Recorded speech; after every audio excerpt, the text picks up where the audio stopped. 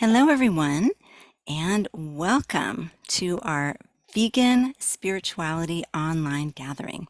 My name's Lisa Levinson. I'm one of your hosts this evening, and I work with In Defense of Animals and also helped to found Vegan Spirituality many moons ago.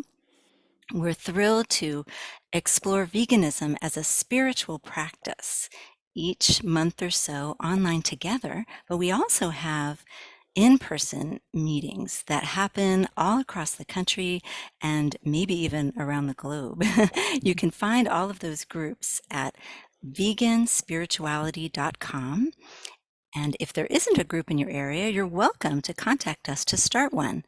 You can reach out to us at veganspirituality@gmail.com, and we will guide you through the process of how to run your own group, which is a really great way to meet other like-minded souls.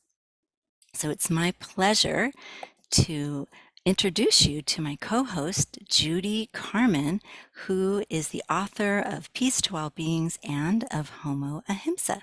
Hi, Judy. Hi, Lisa, and hi, everybody. We're so glad you joined us. You're going to love this show. We love Reverend Carol Saunders, and I've worked with her a lot, so it's just really fun to have her with us tonight. And thank you, Carol, for joining us, because I know you're very busy. So I want to introduce her first, and then we'll launch into some really interesting questions, because she's got so much to offer with spirituality and veganism. So, okay. Reverend Carol Saunders is an ordained unity and interfaith minister. She founded a church in Deerfield, Illinois in 2010 and led it for over 10 years. She's now the host of the Spiritual Forum podcast, which I highly recommend. I listened to all of them, and they're all just excellent. Where each week at the podcast, she has interesting conversations with people on spiritual topics. Committed to restoring, and this is really key, within unity, its founder's original teachings about animals, she organizes an annual retreat at Unity Village called The Road to Eden, and we're going to hear more about that. It's The Road to Eden, a whole planet spirituality forum and retreat. She is author and compiler of the booklet, The Forgotten Teachings of Charles Fillmore, How Our Relationship with Animals Connects to Universal Love, Ethical Living, Spiritual Development, and World Peace. So it's a really important booklet and something to have on hand and to share. And we'll find out from Reverend Carol how you can get a copy of that. She also blogs about animals and the awakening of human consciousness at wolfandthelamb.com. She lives in Wisconsin with her husband of 41 years and their 2 dogs and 3 cats. So, Reverend Carol, we're so glad you're here with us. So why don't we start out by telling us a little bit about how you got onto the vegan journey, and do you find that it aligns with your spiritual life? Okay, great. Thank you, Judy. Thank you, Lisa. Thank you, everyone, for being here today. I think it's always fun to share our vegan stories. I've been reflecting on this today because my vegan story is a little bit of a blur. It's kind of strange. I can remember the moment I decided to become a vegetarian. I can remember where I was in the kitchen when I told my mom, I'm going to stop eating meat. I can remember that. I was 15 years old. It was 1973. I didn't know a vegetarian. And I started thinking, like, when did I meet my first vegetarian? I don't even know, but it was like for decades. So this is the deal. I was 15 years old when I stopped having meat. Why? Because it was just so obvious to me that I was an animal lover, and so I didn't want to eat animals anymore. I did not think at all. My mind didn't quite get the whole dairy egg connection at the time. I just thought I wasn't harming animals. And for me, it was a very personal decision it was a very personal decision. I was not proselytizing. I was not trying to talk to anybody else about being vegetarian. I just personally did this. I went to college at Purdue University. This is an engineering and agriculture university, a land grant college. I swear to God, I think I was the only vegetarian on campus. I just very quietly ate my lettuce and my peas at dinner and then went and snuck some peanut butter. This is how I lived for a long time. And then I worked in the energy business after college. And again, I don't think I ever met another vegetarian. I was the only one that I ever knew. And this is because I wasn't really doing animal activism like you guys were doing. I think what you guys were doing was so cool. And I wasn't on that bandwagon. I was just privately doing my thing because it aligned with my values. And then in, oh gosh, the early 2000s, I can't remember exactly when, but the book Dominion by Matthew Scully, I saw that in the window of a bookstore. And I don't know if you've seen this book, but it's kind of like a sacrificial lamb, and it's a black cover, and it was just compelling to me. And I got that book and I read that whole book, and I was absolutely astonished. I did not know. Honestly, it's embarrassing, but I did not know what was going on in factory farms. And I did not know about just the horror of it all. Like I said, I made the decision for me because it made sense for me. I still believed in happy farms. I still believed that, what was on the milk truck, that I don't know. I just never let my mind go there. So Matthew Scully, I think, really broke open my consciousness. I felt like at the time I was aligned with my values, but broke open my consciousness. And that's what really began my vegan journey. But I will say this, I got online, I watched videos of the horror.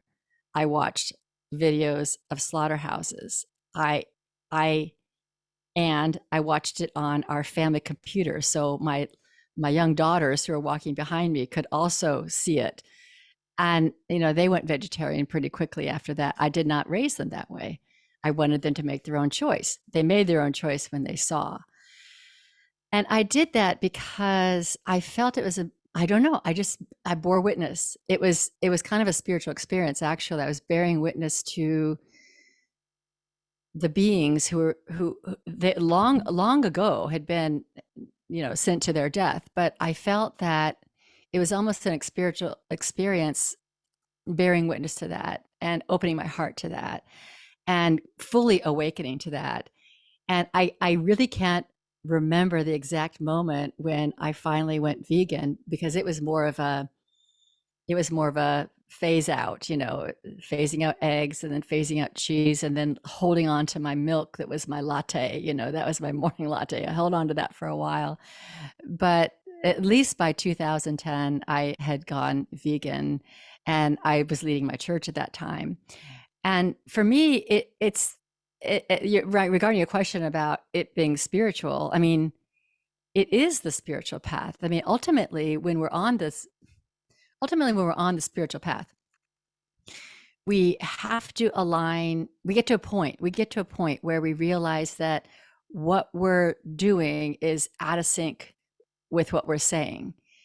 It just gets kind of clear, and you start to kind of work on those things. And this thing about animals and what we eat is massive. It's a massive disconnect between mercy and kindness and compassion and love and universal love and do no harm and nonviolence, and all of the values that we have.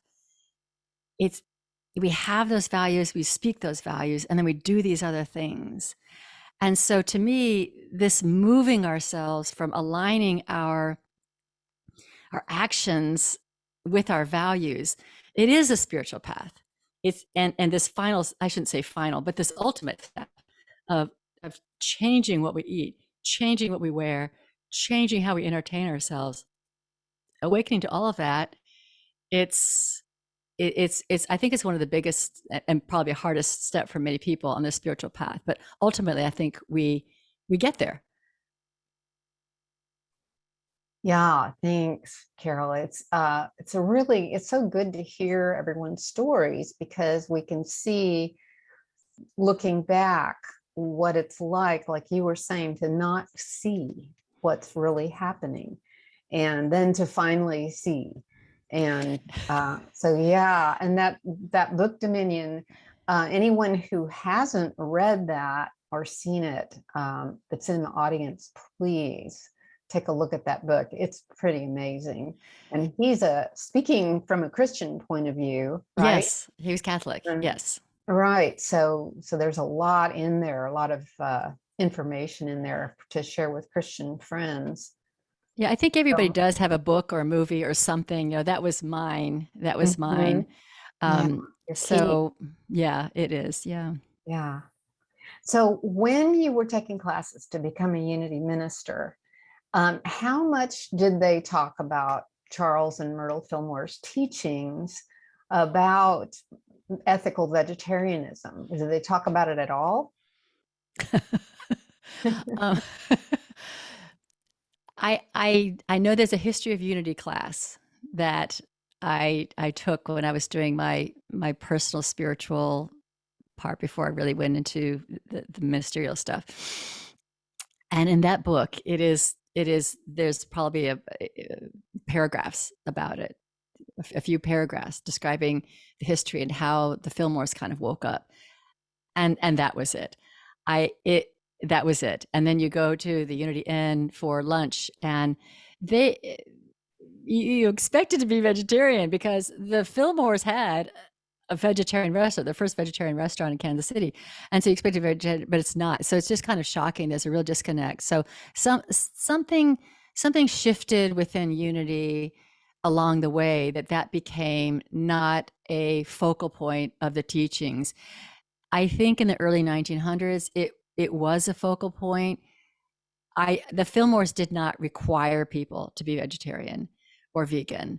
They did not make that requirement, but they taught it. They lived it. I don't know is it okay if I go into some of this now, Judy? Yes, yes, Okay. please do. And explain a little bit about what's in your book. Okay. So the Charles and Myrtle Fillmore, they were awakened by a man who was a Seventh-day Adventist who worked in their publishing department, who came over for dinner, and I think he said something like, I really don't have the exact words, but something like, "There's death on your table," or "What is this disgusting carcasses," or something, and it really woke up the Fillmores, and they became vegetarian. But Charles Fillmore wrote about it, he taught it, and they had a magazine that had a column. Unity Magazine had a column on vegetarianism. They started a vegetarian restaurant in Kansas City. They had a pure food company that sold meat alternatives. Like, this is back in like 1910, 1915, something like that. Selling meat alternatives. I mean, like, this is before Boca Burger and Beyond and all this stuff. They did that. They bound their Bibles in a leather alternative.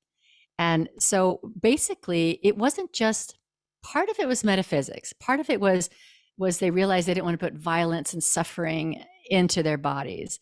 But it was more than that. Charles talked about the animals and how we treat them, and how the horror of it, and how we make these people do these insensitive things to beings that were created by God. And he really tied it. So let me just back up. I was in the Unity archives, and I spent a day there, and I went through all of his talks, and many publications of Unity Magazine, the vegetarian column. And I just made copies of, a stack of about that big, and brought it home. And I just started reading them all. And to me, it organized into 4 categories.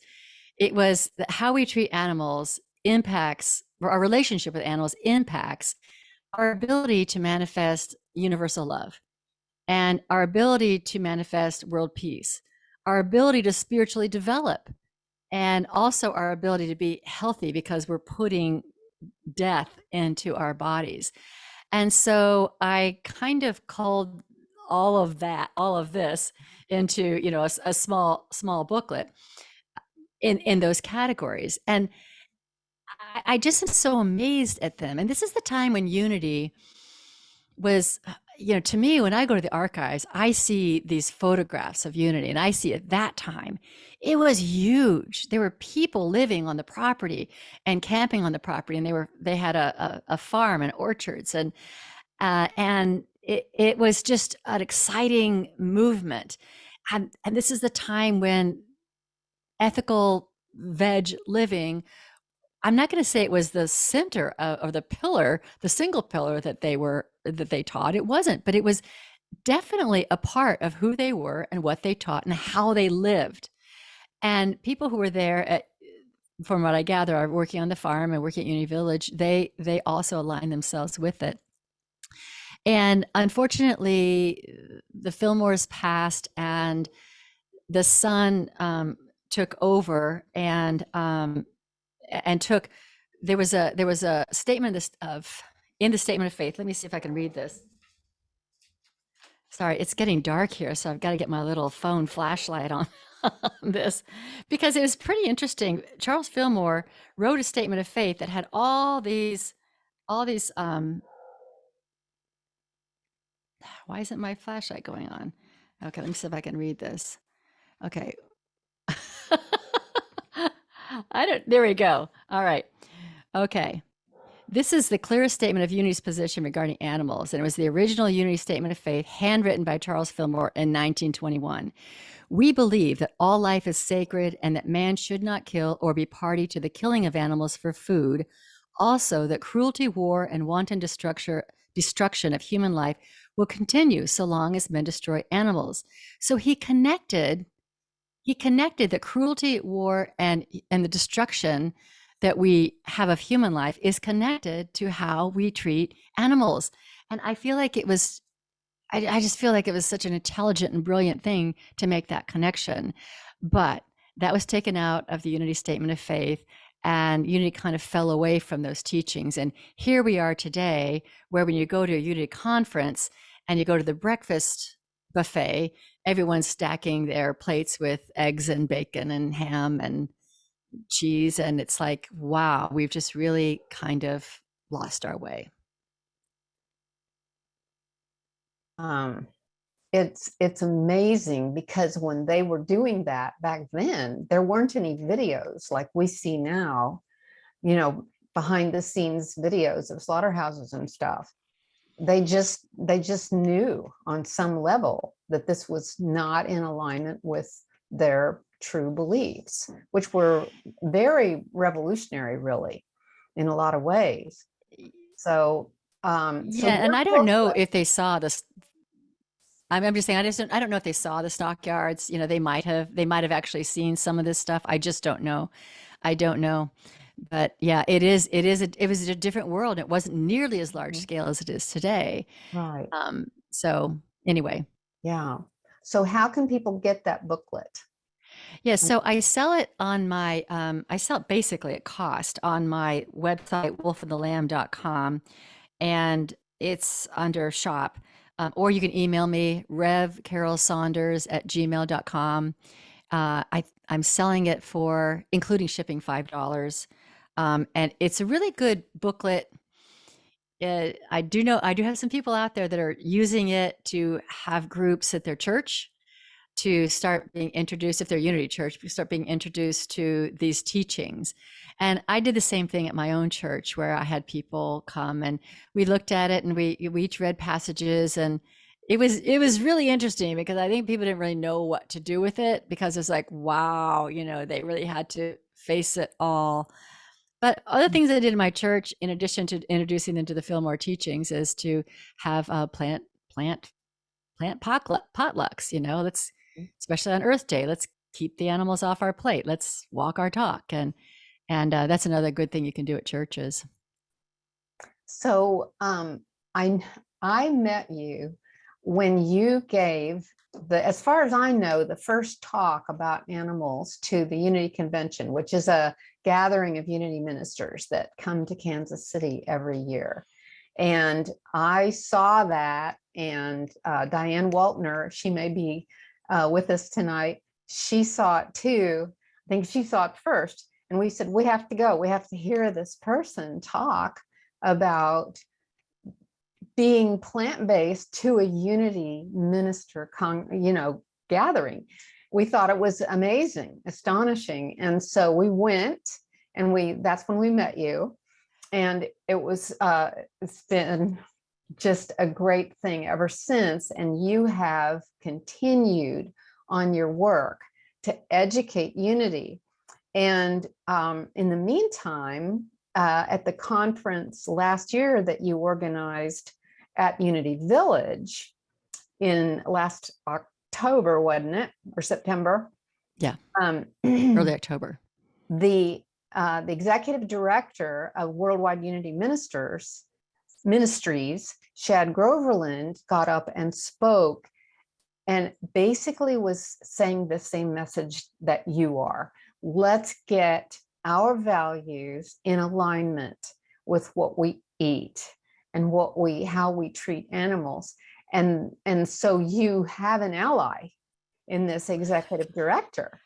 And I'm wondering how you see things moving and shifting now. I know you're having another vegan spirituality conference in October, end of October, which we want everybody to know about, because it's going to be great and you really have to come. I'm going to be there for sure. But how have things shifted? Because that's one of your goals, is to get these unity ministers to see, wait a minute, our whole point is kindness, not violence, and all these things. And here you are killing animals. So how do you see the progress with unity and other religions too? Yeah, I mean, I was really happy. So at the vegan spirituality, first of all, I think I need to apologize to everyone. I look a little ghosty right now, but what happened was the sun was setting and it was so bright in the room, and now it's kind of dark. So this is the best I'm going to look for now. But what happened at the vegan spirituality retreat last year was we had fabulous speakers. We had in person, we had Will Tuttle, and we had Dr. Milton Mills. We had Victoria Moran. We had Lisa Kimmerer, and Silas Rao did a presentation on from Climate Healers. And as we were going into the room, I said to Shad, I said, you've got to listen to Silas. I think he'd be somebody you'd be interested in having at a Unity convention. I have in the past nominated other people for the Unity convention, and it went like nowhere. I was really surprised when my seminar was picked during the Unity convention in 2019 when I met you, Judy. But that was such an honor, and that was such a groundbreaking experience for me. It's hard to describe because just walking into the room, I didn't know if anyone was going to show up. I didn't know what kind of people were going to show up. I didn't know if it was just going to be a bunch of vegans and vegetarians or other people. I just didn't know. And it's so you have an audience like that you're unsure about. My presentation was kind of like wide, trying to cast a wide net. And I do remember meeting you, Judy, before we started, and I thought, wow, she's famous, because I had your book on my shelf for years, and I was so proud to meet you. But I felt like that was groundbreaking for me. I don't know if it was groundbreaking for Unity or not, but I think that something energetically shifted. Like, I don't think that people shifted at that point, but something energetically shifted when I did that seminar at the 2019 convention. Was it 19? Might have been 18. Because I think we came back in 2019 with a prayer for compassion. Do you remember that? And we tabled at the Unity convention. That was also groundbreaking. So fast forward to the vegan spirituality forum and retreat last year, the first ever. Again, it's like, is this going to work? Judy and Lisa and I worked on this for like 2 years, and it was a fabulous event. And the food was fabulous and the speakers were fabulous. But as I was walking in with Shad to hear Silas, I said to Shad, this is something you might want to look at for the convention.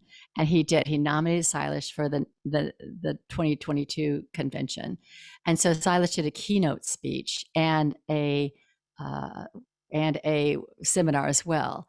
And I think, there we have like 300 people listening. It was much more of a seismic shift. I don't know how people went home. I don't know if people really shifted themselves or not. But again, every little tapping on the consciousness of people opens up a little more. I do know some people were moved, and we were there also promoting our retreat for this year. So I think, I have to believe there's hope. I have to believe that we're going to turn this, and we're going to kind of pivot and make this more the norm. One thing that happened at last year's retreat that really also made me feel like we were shifting is the chef, who is not vegan, was so excited to create these fabulous dishes. And the food was fabulous. And the staff thought it was fabulous. And everybody was so excited about the beauty and the color and this food. And I think they kind of got the idea of, hey, maybe we can do this more often, or maybe we can have, Fillmore food once a week or once a month or something like that. So I think that kind of opened. But I do want to say one more thing, Judy. When we were tabling at the convention this year, when Silas was giving his keynote speech, Jim Blake, who's the head of Unity. So Shad is the head of Unity Worldwide Ministries. Jim Blake is the head of Unity World Headquarters. Hard to explain why there's two organizations, but there is. Jim Blake was really one of the people responsible for me doing that seminar in 2018. And we had our big billboard thing behind us that says, unity for all, and has animals on it and everything. And we were there promoting the retreat, and Silas had just finished his talk, and Jim Blake came up to me and he said, wow, he's like, you've been like yelling into the wind for years, and nobody heard you, and you kept at it. And now we hear you, and this is here to stay. And that's what he said to me on the Thursday of the convention. And so I really feel like something's taking root. Wow, that is really something. My gosh. I know. I was so that. excited. I Ah, was really excited. I was excited that he noticed it. So, and mhm. there is an Earth Care team within Unity, and they've kind of, up until recently, not really been considering this at all. And so I think they also have people that are starting to integrate this, veganism and into their programs and stuff too. So here we are.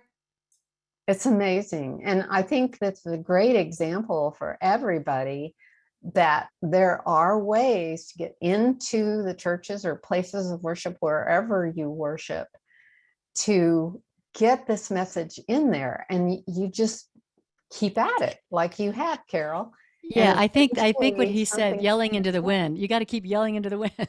yeah, yeah. What a picture that is.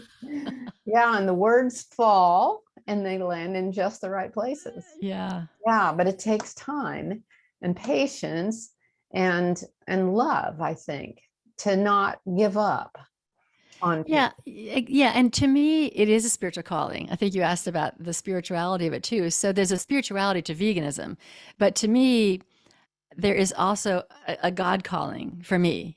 So it became really, really clear to me. I was in a writer's workshop, and I can't remember when it was, 2017, 16, something like that.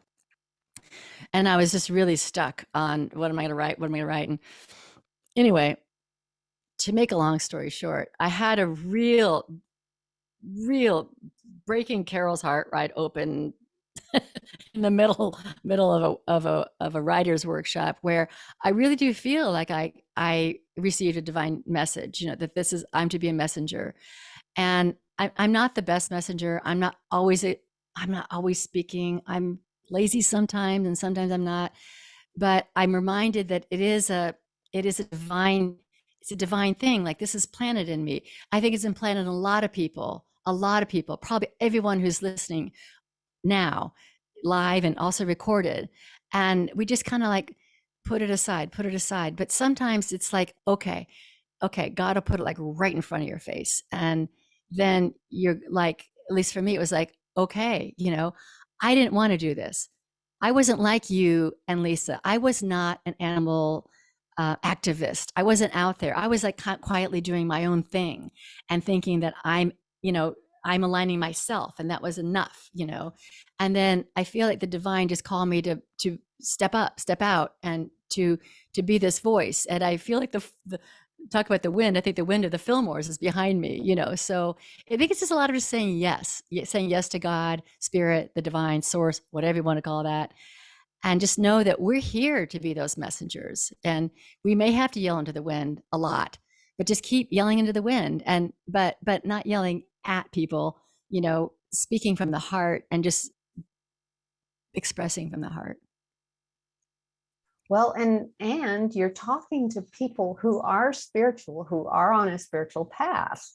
And there's a part of them that wants to know this, whether they like to think that or not, because it's just in there. They're talking about being nonviolent and loving. And this piece is like so many of us, if we weren't born vegan, we just closed our minds or our ears to the message for a long time until finally we couldn't ignore it. Yeah, I do think our souls all want to hear this. I mean, like, I had a friend who recently passed, like 2 days ago, Oh. and I it was tragic, and I believe her soul chose that, and it's hard to describe why I believe that, but I believe our souls know what we're doing. Our egos have all this stuff going on. Our souls want to hear this message. So when people are like, "Don't bug me," you don't tell me what to eat. And when I submitted my first article for a Unity publication, that's what I got back. You're telling people what to eat. We in unity, it was very high minded. We in Unity do not judge and do not tell people what they should do. And I'm like, well, I'm not judging or telling people what to do. I'm really not. But that's what they're hearing, and I think most of us know how that feels. But the soul does want to hear. The soul of a person does want to hear, and so you just never know when that soul is waking up or that soul is knocking at the door of the ego and saying, "Hey, ego, listen to this." So we've just got to keep messaging. And that's going to be a part of our retreat, by the way. I don't know we're going to get to that, but later we talk about it. That's going to be part of our retreat to help people with the messaging. Yeah, right. I just was, I saw Silas Rao's email reporting back from India, and he was standing in a park with a sign, holding a sign that said something like, "You're already vegan, ask me how." Yeah. Did you see that? I didn't, but it's so interesting. I tried that with some people I know, and because he talked about that last year's retreat, and I thought, wow, this is a great way to approach people. You're already vegan, and I just got blasted back. It did not land with that person at all. But I do love the idea that we are. I mean, it was the original design of humanity, and I think that. I think that's why I call the retreat the Road to Eden. I'm sorry, I keep jumping ahead, but I do think it is the original design, and I think we know it in our hearts. I think that all of us look out in this world and go, you know what, there's something wrong here. Like this is weird. Like our world is weird. This is not the way it's supposed to be, and there's so much killing and violence and corruption and everything, and I think I believe within us that we know that there's another way to live, and that we know that we came from another place. And I don't know if that other place was actual. I think it was, but maybe it's just a place in consciousness. Maybe it's just the potential seed that's planted in us. But for me, it seems like a distant past. It seems like, pre agriculture era, maybe, I don't know, 100,000 years ago. I don't know. It just seems like there was a place, a time, a place, a way of being that was more in tune with all that is, and that we didn't eat each other. And so that's what I love so much about the Genesis story and Eden, because if it's not a place we've come from, at least it's a place we can go to. And it's the standard. And so we may not be there yet. And this is the thing. It's like, but are we taking steps like every day? Or are we taking steps every week or every month or every moment in that direction? Are we taking it in the direction of more materialism and transhumanism and, you know, these other kind of non-human ways of being? Because each one of us can take that step towards a nonviolent life. And I was doing that early on when I was doing my own private vegetarian thing and not really knowing it. I was doing my own little step. And I think everybody doing their own little step does raise consciousness overall. So it's a good thing. We don't all have to be advocates and activists. But for those of us that are called to be messengers, then, you know, we need to be making sure that our message is going in that direction as well, and reminding people that this is the ideal. You know, if you believe in God, you believe in the divine, this is the ideal. Do you think that God created a world where we're all consuming each other and bashing each other in the head, cutting each other open? I mean, really? No, none of us believe that. So let's stop. Yeah, yeah. Well put. Well put. Yeah, Silas, what he said to the woman that came up to him and said, and how am I vegan? I just had something for breakfast that wasn't vegan. And he said, well, would you ever harm an animal on purpose? Right. I said, well, no. And he goes, Then you're that's vegan. what I mean. Yeah, You're right. vegan in your heart. Right. You may right. not be vegan yet in your actions. So yeah, so that's another way to get that message It out. is, yeah. And also, I just remind everybody that would you ever harm an animal unnecessarily? And you know, we vegans go to the food we eat and all of that, and that is it. That's the message. But also, we don't harm people unnecessarily. We're all animals. Mhm. Right. Yeah. So true. So I'm not sure how much time we have left, and we need time for questions, but I want to be sure you talk about your podcasts, how people can Okay. hear those, and also about the retreat at Unity Village. Okay. How they Yeah, can find out I about invite that. everyone to listen to my podcast. I'm also on YouTube now, but it's called The Spiritual Forum, and it has been rated the #1 spiritual podcast, which I'm very, very proud of. And I just have interesting conversations with people on spiritual topics. And I've had one person say I'm like the Joe Rogan of spiritual podcast, of spiritual conversations. I don't know if that's true or not, but I will take that. Um, I have interesting people, and they're from around the world. I talk to people in India and Australia and Ireland and US, and it's just on spiritual conversations. So it's not just veganism, although I do have that animal conversation, you know, enough in there so that those people who are not vegan can listen to it, and I bring the message in, and other ones as well. But it's definitely not a vegan podcast, but I have vegan guests. So, you know, I'm really about how do people experience the divine? How have they healed? How have they forgiven? How are they living spiritually? What is God to you? What is your story? I love to hear people's stories. And I don't go in with a list of questions. It's all organic. The only question I go in with was, tell me your story. And I do my best not to interrupt my guests. Sometimes there's a lot of talking on their part. But my thought is that this is a message of hope, because we're in very strange times right now. I think we're always in strange times. I know that times are always challenging, but to really be anchored in the divine is something that's very important, I think, now. And so to be having spiritual conversations and to be learning how other people are healing and overcoming and expressing themselves as divine beings, I think there's just a lot of food for thought. And I think it moves consciousness, I hope. So that's my podcast. And it's on all podcast platforms. And like I said, I'm now on YouTube. It's called The Spiritual Forum.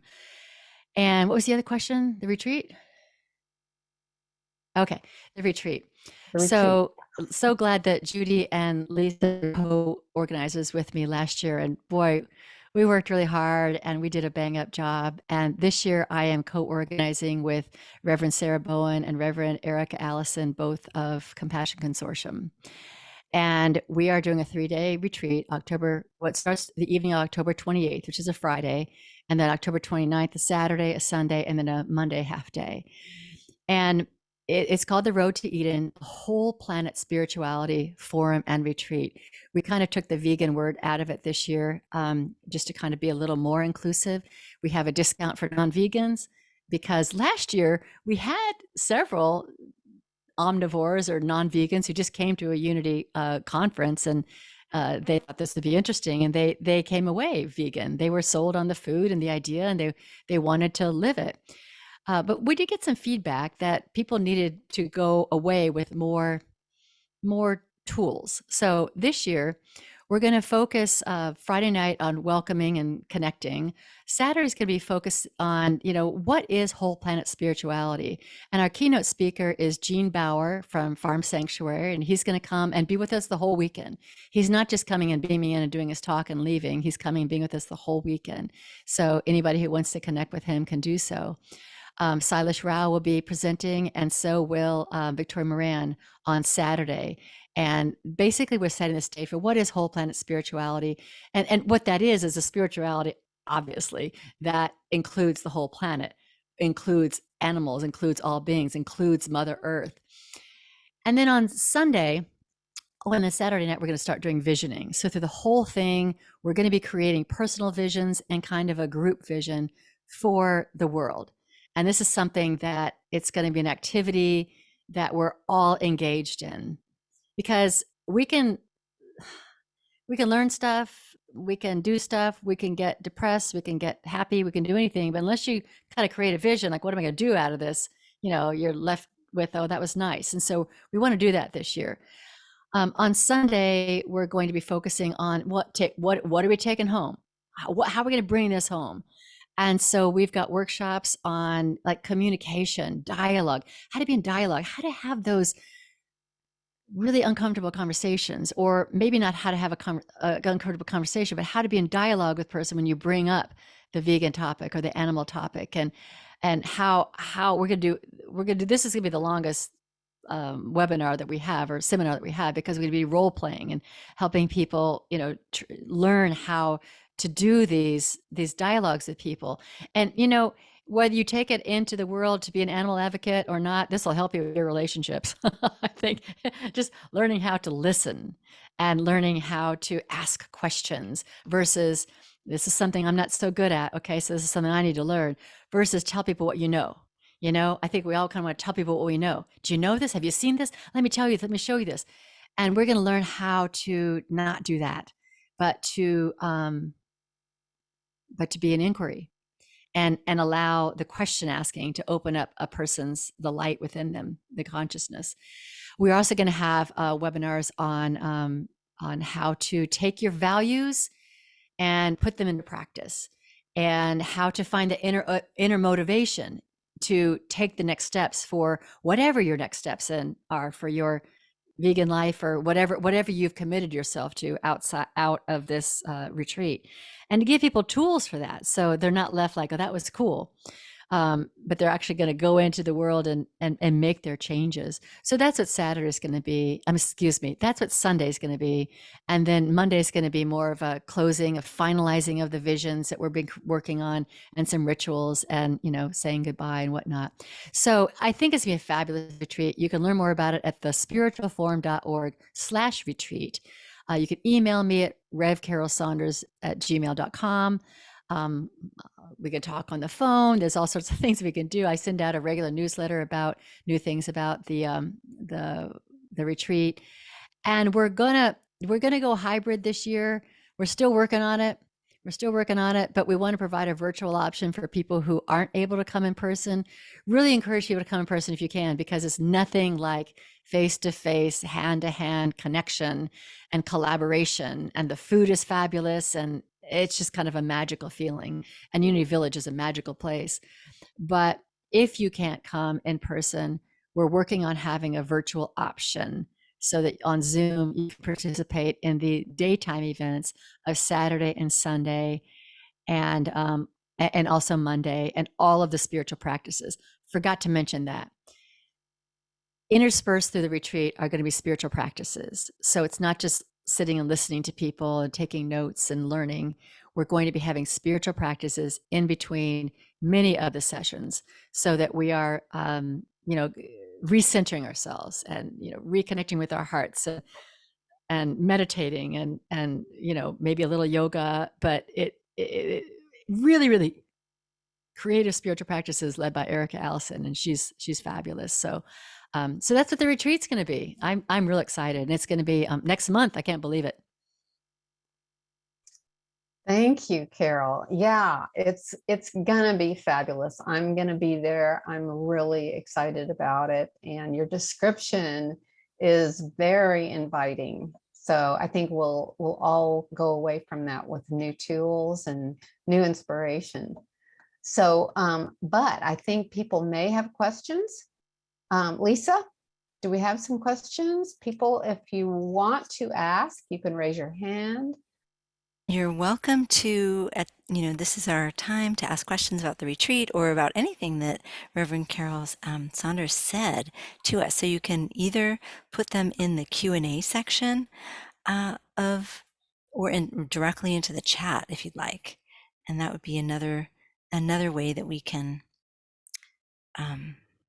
you could raise your hand. That's another way. So any of that will work. While people are doing that, I can turn my light on so I don't look so ghosty. Judy just did it. I Hold did. on.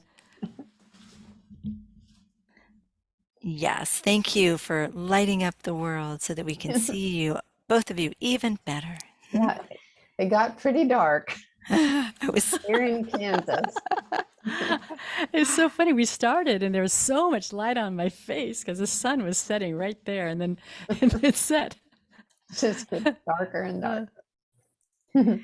Yeah, I was wondering, Carol, can you talk a little bit about the location of the retreat and maybe why that's such a special sacred place? Yeah, so Unity Village, it is an amazing place, and there's beautiful gardens and walking trails. It's on, like, I can't remember, I think 120 acres. And there's a prayer ministry that's been going on there for like 125 years, maybe a little bit longer, 24 hours, 7 days a week. And so the energy is just really, I don't know, it's the vibrations really lovely. The energy's very sweet and kind of buoyant. And so that, coupled with the fact that we know that, the Fillmores were actually there teaching this about animals, back in the 1900s. And the retreat takes place in this lovely chapel, and there's a labyrinth and walking trails, and there's a hotel right on site. There's a bookstore with a Starbucks coffee. It's a lovely, lovely place. And the fountains will be on. They're going to be turning them off, right after we leave, but they turn them off in the winter, but they're going to keep them on for our retreat so people can be there with the fountains. Wow. I remember I was there last year and standing amongst the fountains. They're very beautiful. It's almost a spiritual experience just to look at them. Yeah, it really is. It really is. And there's all sorts of little nooks and places to kind of get away if you want, and have your own time. So that's the other thing about the retreat. The agenda will be filled, but if you just want to come and retreat and eat the wonderful food, you can do that too. You can participate as much as you want and not participate as much as you want. The other thing I wanted to say we're doing this year is at the meal times, we're going to have like the speakers at certain tables and the sponsors at certain tables. So if you want to talk more to Silas or to Jean Bauer or to the wonderful Laura Aub, who's doing the communications, or Vince, who's doing the health workshop, you can, they will be there to specifically continue the conversation. Well, that's really helpful. I love that idea. Also, there's a question. So Rita, I'm going to allow you to talk. You can ask your question. So you can unmute yourself, I think, and ask your question if you'd like. Okay, because the chat was disabled, just to let you know. Oh Okay. dear. Oh no. Okay, well, thank you, Rita. So I was wondering on when you mentioned I don't know if it was the first retreat, but the chef was not vegan. And there's so many great vegan chefs out there. I was wondering if there's going to be a bona fide vegan chef at this retreat. Yeah, so that's a really good question. So Unity Village is a place that holds weddings and events and all sorts of things. So and retreats. So they have their own chef. They have their own kitchen. And so we can't really bring in our own chef or our own anything. But I actually thought it was pretty cool that remember Judy, you and I met with him in October of 2020, I think, and he's a well-known chef in the Kansas City area, and he kind of got excited about this, and he did a lot of research. And Yeah. I'm telling you, the food he prepared was not just like, rice and beans and salad at all. It was It was really creative. extensive, Yeah. very creative. Yeah. So he will be the chef again this year. Yes, yes, yeah. What is And the name of the retreat again? How do we find it again? so it's on my website. It is thespiritualforum.org/retreat. Or you can just go to thespiritualforum.org and you'll see it's in the menu and you can just click on retreat. And there's just lots of information about it, including the complete schedule. Thank you. Thank you so much, Rita, for asking your question. And we do have a couple of other questions. Let's see. Amanda would like to receive information about the retreat by email. Okay. That's fine. If she wants to provide her email address, I can send her all the links that she needs. That'd be fine.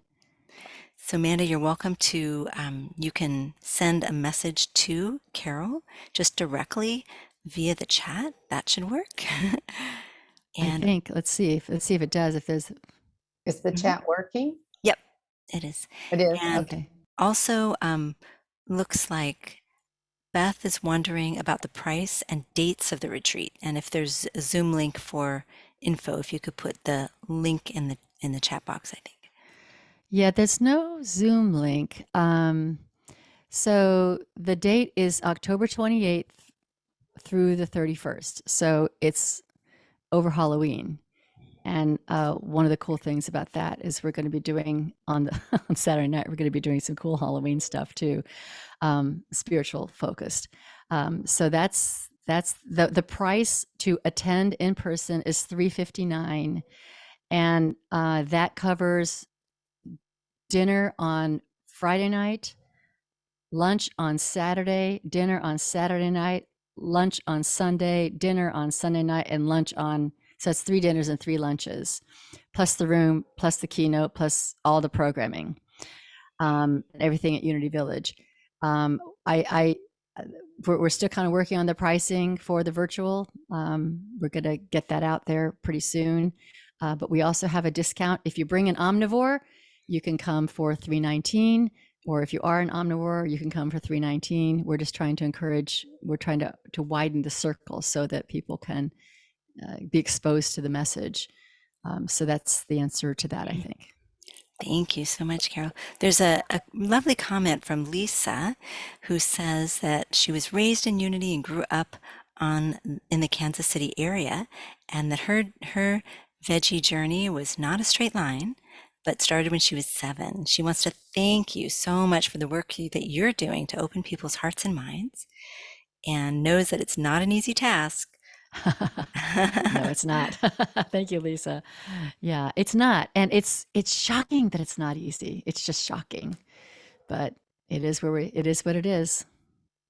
And Carol, Babs also has a question, so I'll let you know. That one is, do you have any suggestions to reapproach pastors who seem a little interested in the spirituality behind veganism, but maybe they fear the backlash from the congregation?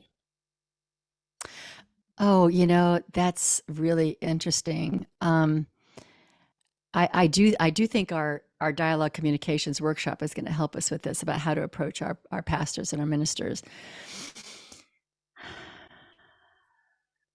I mean, yeah, if you look at the structure of church, and I was a minister, I had church, and I feel like our structure of church has shifted from the pastor being a messenger and being a support person to we need enough money to pay the pastor's salary and also the building. And I think because church has shifted to that, ministers are so afraid to rock the boat from the pulpit. But, and I get that. I didn't rock the boat from mine either. What I did, and here's a great suggestion for a pastor, what I did was like I would focus on the animals on Earth Day. And that's when we would have our no meat potluck because this is Earth Day. And it was so easy because it's Earth Day, you know. But there's other ways to bring in the message. And I would bring it in with my talks all the time. So I think that, you know, you can encourage a pastor to bring in the message of mercy and compassion. And when they're giving a talk, to just throw in something about the animals, or throw in another way you could be merciful is this, or, you know, there's ways for a pastor or minister to bring in the animal message without saying everybody needs to go vegan. And I think that I think it's a legitimate concern, backlash from the congregation. But that said, so what? Why are we so afraid of that? Why are we so afraid of rocking the boat with our congregation? I know you can't make your pastor not be afraid, but I think even just bringing up the idea will make that pastor confront that a little bit within themselves.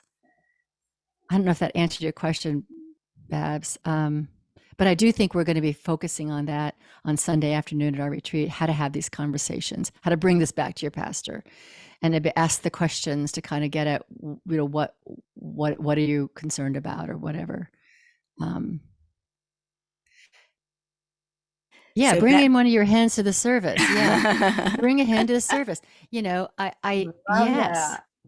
bring your hen to the service. Bring your hen to the potluck. You know, I mean, that's pretty confronting. Pass the chicken, and you could say, "Here,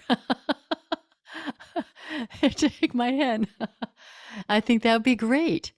I think that'd be great. I do know that I've had people purchase, like I mentioned earlier, purchase my booklet to have a little class. I have a whole list of things that you can do in churches, ministers can do in churches to bring this message. And, you know, you could have a vegan cooking class or just a conversation about animals. And, you know, I think that we're always just so afraid of what are people going to think, and will people show up? If one person shows up, great. You know, I gave a talk at that Wichita, and I'm like, what's going to happen? These are all farmers, you know, and I focused on mercy. And I think it was really well received. And we had a showing of a prayer for compassion. That's another thing you can have your pastor do, have a showing of the movie A Prayer for Compassion. Real great bridge, because it's all faith traditions that are saying, here are the universal truths that support this. And it's a spiritual message. That's a really good thing you can do also in your church. also, just to let you guys know, this is really exciting because our Interfaith Vegan Coalition, which Judy and I co-founded, has put together some vegan advocacy kits that are faith-based. So Yeah. that means that there's a Christian kit, there's a Jewish kit, there's a Buddhist kit, and each one of them has all sorts of resources, everything from stories to songs and prayers that all relate to vegan advocacy, event ideas, resources of all kinds. So you can find those at interfaithvegancoalition.org. And then there's a little link to click for the advocacy kits. Okay, I think I'm trying my best to answer questions in the chat. Yeah, well, this is amazing. It's wonderful that people are very interested in this topic, because this is what the retreat is going to be all about. Yeah, and I do encourage people, sit in prayer, sit in meditation, ask Spirit, how can I bring this message to my church? Um, I know it's a hard nut to crack, but we have to crack this one. We have to just be there. There's another thing that's called default veg. I think this is interesting. If you go to defaultveg.com, and this is just an idea you could bring to your minister and say, hey, can we have a potluck like this? And it's where, it's a plant-based potluck. If you feel like you need to bring ham or turkey, then bring ham or turkey, but it's not the other way around. It's not like it's a meat potluck and, oh, here's a little bit of stuff for the vegan people. It's like, this is plant-based, and bring your own meat if you feel like you need to. It shifts the burden, shifts the responsibility on people. And I think it moves people in consciousness a little bit. Thank you so much, Carol. This is really, really helpful. All of the resources that you've put together and everything that you're offering at the retreat. This is so exciting. And I know that some people who have joined us tonight are going to be part of that retreat. Yeah, I hope so. I hope so. There's nothing like an in-person event, but I also know the virtual would be great too. But it's really, really great to be collaborating together, because we're all on this road to Eden. So how are we going to get there? What are our steps? What is our vision? What is our what is our part in it? And that we're really going to be focusing on that, connecting, collaborating over that.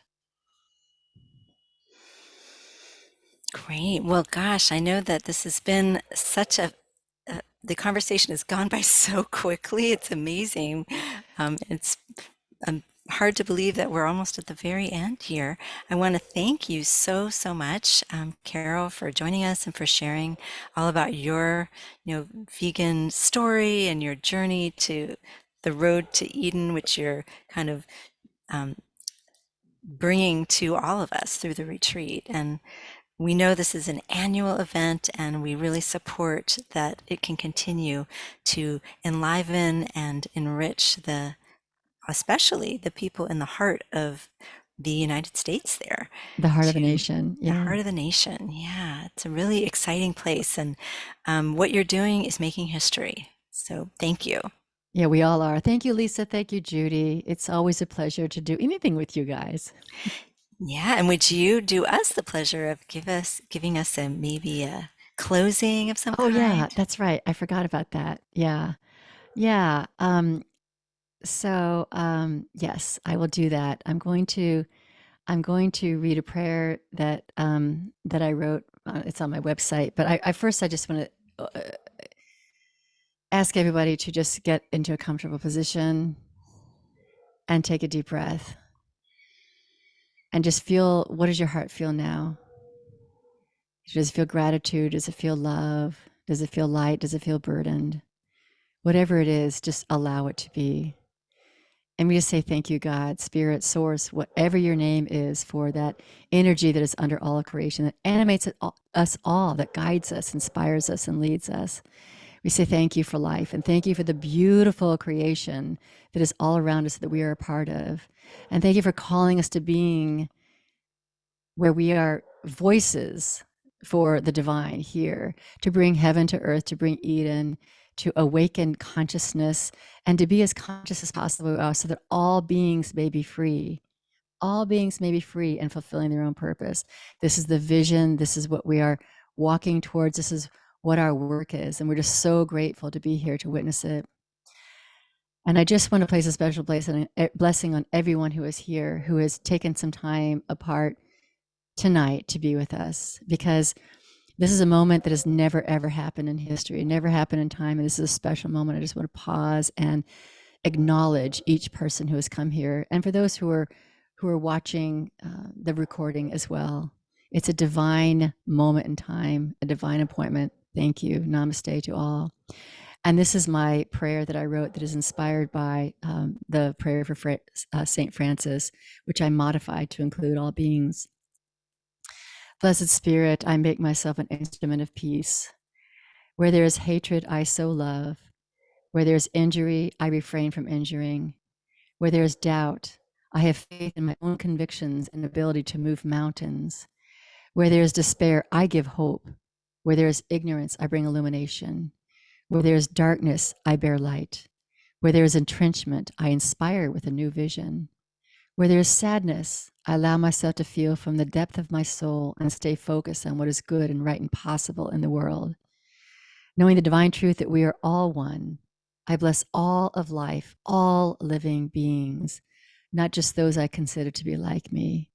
I commit myself to living as loving kindness and compassion, and no beings tremble before me, for I am love, peace, and freedom. And so it is. Amen.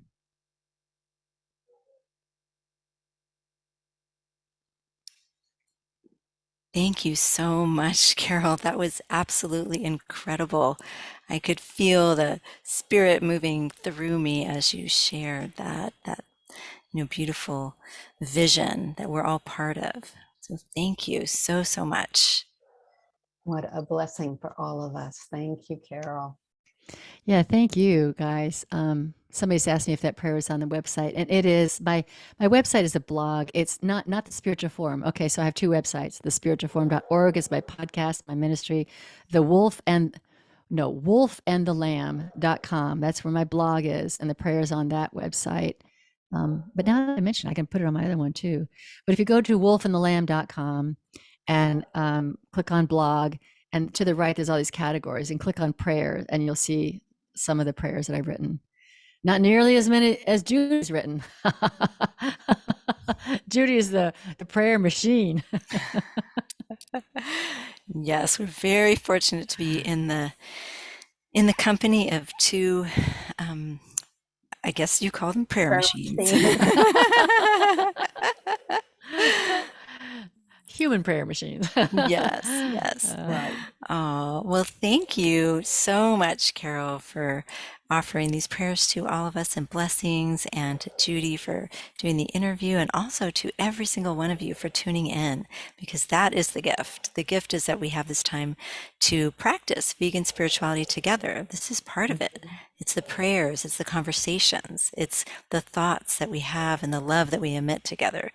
So thank you to each of you for joining us this evening, and we hope that you will join us again another time. Many blessings, everyone. Namaste, vegan. Stay vegan. Have a good night, everyone.